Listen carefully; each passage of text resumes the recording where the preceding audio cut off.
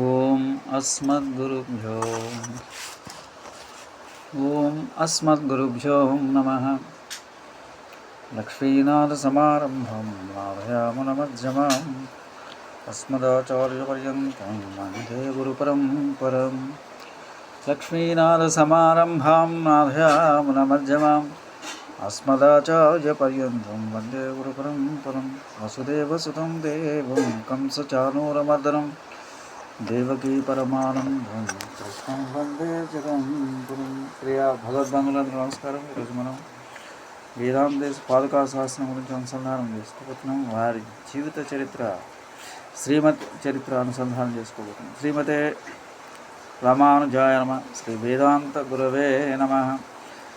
విన్నపం: శాస్త్రోక్త విధులను ఆచరింపక నిషిద్ధ కృత్యములను ఆచరించు చేతులకు భగవంతుని చేరుడికై పూర్వాచార్యులు ఏర్పడిన స్తోత్ర పద్ధతి కర్మయోగాదుల కంటే శ్రేష్టమైనది. శృతి ఇతిహాస పురాణంలోనూ స్తోత్ర పద్ధతి పుష్కలంగా ఉంది. అయినను చేతలను సంస్కరించి భగవన్ముఖోల్లాసమును కలిగించే ఒక విలక్షణమైన స్తోత్ర పద్ధతిని గీర్వాణవాణిలో నిష్కృష్ట రూపమును విలసింపజేసిన పరమాచార్యులు శ్రీ మధ్యామునమునులు. వీరి పద్ధతిని అవలంబించిన వారే శ్రీ వత్సాంకమిశ్రుడు, శ్రీ పరాశర భట్టరు, శ్రీ వేదాంత దేశకులు మునగు జ్ఞాన వైరాగ్య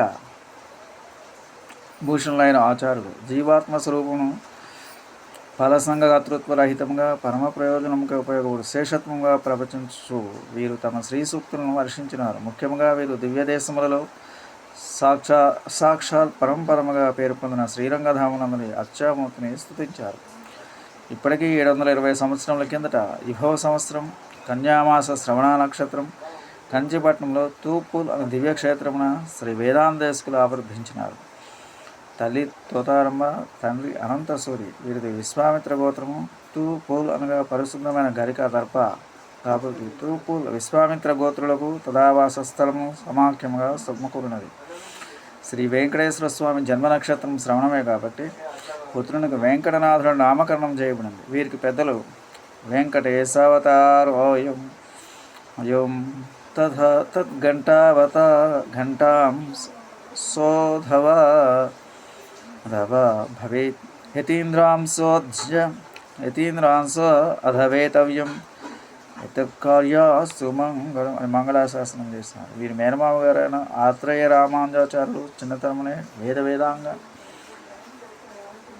సర్వశాస్త్రములు నేర్పినారు. కాబట్టి వేదాంతేశకులు రామానుజ దయాపాత్రమైన ఇచ్చానుసంధానం యోగ్యులైనారు.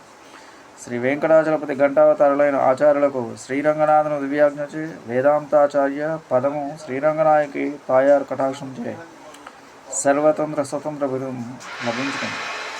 వీరి